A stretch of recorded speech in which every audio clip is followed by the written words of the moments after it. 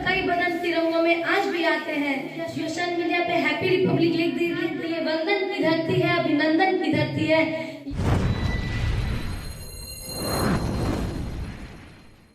नमस्कार, यहाँ उपस्थित माननीय अध्यक्ष महोदय एवं यहाँ उपस्थित पदाधिकारीगण, माननीय शिक्षकगण और मेरे प्यारे भाइयों एवं बहनों, मैं रेशमा कुमारी कक्षा 9वीं की छात्रा हित नारायण +2 उच्च विद्यालय चंदौली से आज आप सभी के समक्ष गणतंत्र दिवस के अवसर पर एक भाषण प्रस्तुत करने जा रही हूँ।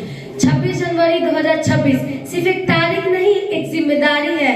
आज हम एक बार फिर से तिरंगे के इस साये में खड़े हैं।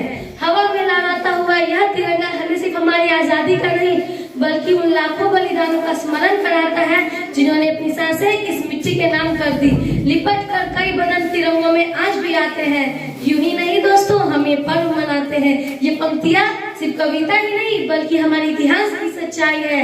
हम आज जिस खुले आसमान में सांस ले रहे हैं उसके पीछे अनगिनत शहीदों का लहू, माताओं के आंसू और करोड़ों भारतीयों की तपस्या है। 26 जनवरी का दिन सिर्फ छुट्टी का दिन या सोशल मीडिया पे हैप्पी रिपब्लिक लिख देना नहीं, ये दिन हमें आईना दिखाता है कि हम उस आजादी के लायक बढ़ भी पाए या नहीं। अतीत की कुर्बानियां जो हमें याद रखनी ही होगी। सोचो, जब भगत सिंह ने फांसी से पहले अपने दोस्तों को गले लगाया होगा तो उनके मन में कौन सा डर रहा होगा? नहीं, डर तो कहीं था ही नहीं, बस एक अजीब सी मुस्कुराहट और दिल में देश का सपना था।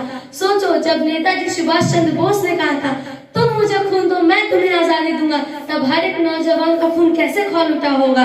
सोचो, जब रानी लक्ष्मीबाई ने तलवार उठाई थी तब उनके सामने सिर्फ एक युद्ध नहीं बल्कि पूरी पीढ़ी का भविष्य खड़ा था। इतिहास किताबों में लिखे अक्षर नहीं होते, वो हमारे कंधों पर रखा भार होते हैं। अगर हम उन्हें भूल जाए तो हमारा अस्तित्व भी कमजोर पड़ जाएगा। आज का भारत अवसर और चुनौतियों में 2026 का भारत 1947 के भारत से बिल्कुल अलग है। अब हमारे पास ताकत है, तकनीक है और दुनिया में हमारी एक पहचान है। लेकिन सवाल ये है कि हम सही मायनों में आजाद हैं? कि हम भ्रष्टाचार, नफरत, आलस और अज्ञानता से आजाद हो पाए? क्या हम अपने देश की सड़कों, नदियों, खेतों और शिक्षा व्यवस्था को इतना मजबूत बना पाए कि अगली पीढ़ी हमें गर्व से याद करे? सच कहूँ तो आजादी एक दिन की नहीं, हर दिन की लड़ाई है। आज हमारा दुश्मन कोई बाहरी ताकत नहीं बल्कि हमारी सोच की सीमाएं हैं। हम आज सोच की सीमाएं हैं। तिरंगे की असली कसम, तिरंगे को सलामी देना आसान है पर तिरंगे की इज्जत निभाना मुश्किल। हर व्यक्ति, अगर हम सब सच में देश प्रेमी है तो हमें 3 कसम खानी होगी। पहला, ईमानदारी की कसम, अपने काम में, अपने शब्दों में और अपने वादों में। दूसरा, एकता की कसम, जात, धर्म, भाषा के नाम पे कभी बटेंगे नहीं। तीसरा, कर्तव्य की कसम, चाहे कोई देखे या ना देखे हम अपना कर्तव्य निभाएंगे। 2026 में हमें क्या सीखना चाहिए? सोशल मीडिया की पोस्ट से ज्यादा जरूरी है जमीन पर बदलाव लाना। शहीदों के नाम पे राजनीतिक नहीं, प्रेरणा लेनी चाहिए।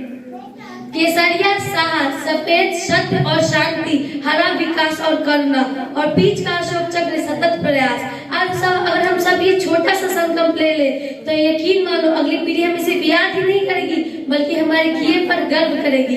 अटल बिहारी वाजपेयी जी ने शायद ये कहा था कि भारत कोई भूमि का टुकड़ा नहीं, एक जीता जागता राष्ट्र पुरुष है। अटल जी ने कहा था कि ये वंदन की धरती है, अभिनंदन की धरती है, ये अर्पण की भूमि है, ये दर्पण की भूमि है, इसकी नदी नदी हमारे लिए गंगा है, इसका कण कण हमारे लिए शंकर है। हम जिएंगे इस भारत के लिए और मरेंगे इस भारत के लिए, और मरने के बाद भी गंगा जल में हमारी बहती हुई अस्थियों को कान लगा कर सुनेगा तो सिर्फ एक ही आवाज आएगी और वो है भारत माता की जय।